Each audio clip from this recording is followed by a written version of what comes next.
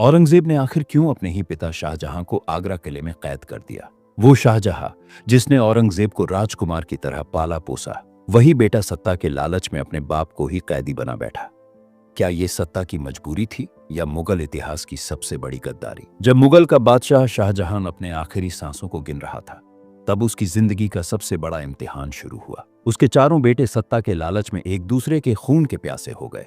ताजमहल, जो एक बाप की मोहब्बत की निशानी था, वही गवाह बना उस खून खराबे का, जहां इश्क की यादों पर सत्ता की तलवारें लहू से रंग गईं। प्यार की सैर पर बना ताजमहल अब हिंसा और सत्ता के खूनी खेल की कहानी सुनाने लगा।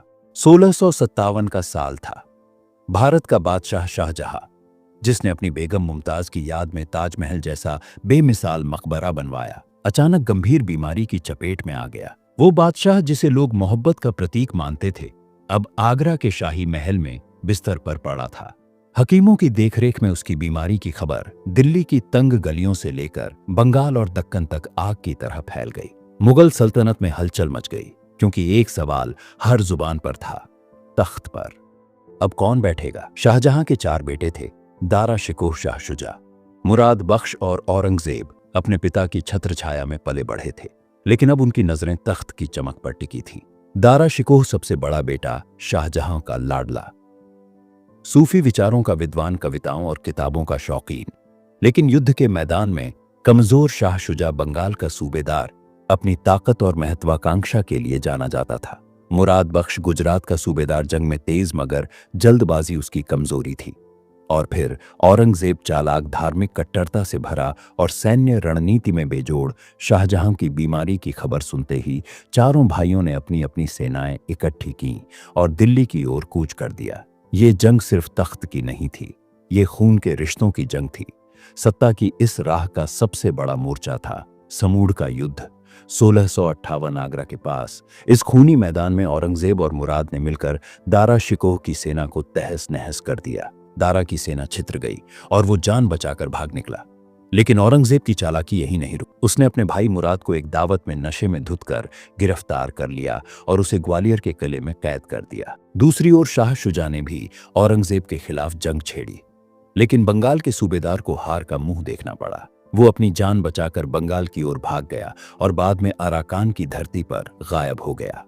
31 जुलाई 1658 को दिल्ली के लाल किले में औरंगजेब का राज्याभिषेक हुआ। वो अब भारत का बादशाह था, जिसने अपने भाइयों को चालाकी और ताकत से मात दी, मगर एक साए की तरह उसका डर अभी बाकी था। उसके पिता शाहजहां अब तक बीमारी से उबर चुके थे और उनकी जिंदगी तख्त के लिए खतरा थी। मुगल परंपराओं में बादशाह का हक तब तक कायम रहता जब तक वो जिंदा था। औरंगजेब ये जोखिम मोल नहीं ले सकता था। वो आगरा किले में अपने पिता से मिलने पहुंचा। ये मुलाकात कोई बेटे की अपने बाप से मोहब्बत की मुलाकात नहीं थी। औरंगजेब ने न सलाम किया, न सिर झुकाया। उसने ठंडी बेरहम नजरों से शाहजहां को देखा और हुक्म दिया, बादशाह ए हिंद, अब कैदी ए हिंद होंगे।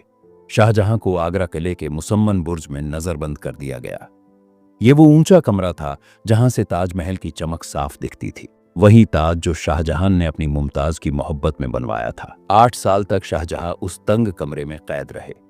दिन में वो खिड़की से ताजमहल को निहारते, उसकी संगमरमर की दीवारों में अपनी मुमताज की यादों को तलाशते। रात में वो उसी मोहब्बत की याद में आहें भरते। उनकी देखभाल उनकी बेटी जहांआरा बेगम करती थी। जहांआरा, जो अपने पिता की सबसे करीबी थी, उनके लिए खाना लाती, दवाइयां देती और उनकी तन्हाई में उनकी इकलौती हमसफर थी। बाहर मुगल सल्तनत बदल रही थी। औरंगजेब का शासन दिन ब दिन सख्त होता जा रहा था। नए कानून, नई नीतियां और एक नया भारत बन रहा था। लेकिन मुसम्मन बुर्ज में शाहजहां अपनी यादों की सल्तनत में खोए थे। जनवरी 1666 में शाहजहां की तबीयत फिर बिगड़ गई। उनके बूढ़े शरीर ने अब साथ छोड़ना शुरू कर दिया था। कोई हकीम, कोई दवा उन्हें बचा न सकी और उसी मुसम्मन बुर्ज में ताजमहल की ओर आखिरी बार देखते हुए उनकी सांसें थम गईं। शाहजहां, जो कभी भारत की शान थे, अब सिर्फ एक कहानी बनकर रह गए।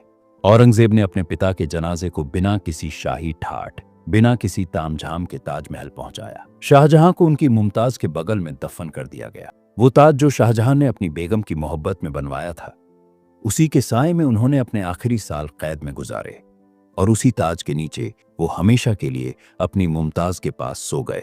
ये कहानी एक बादशाह की नहीं, बल्कि मोहब्बत, सत्ता और विश्वासघात की है। शाहजहां की जिंदगी हमें बताती है कि तख्त और ताकत कितने नश्वर हैं, लेकिन ताजमहल आज भी खड़ा है, एक ऐसी मोहब्बत की निशानी जो समय को मात देती है। इस वीडियो को देखने के लिए दिल से आपका धन्यवाद। अगर आपको यह वीडियो पसंद आया हो तो कृपया इसे लाइक करें और हमारे चैनल को सब्सक्राइब जरूर करें। धन्यवाद। मिलते हैं अगली वीडियो में।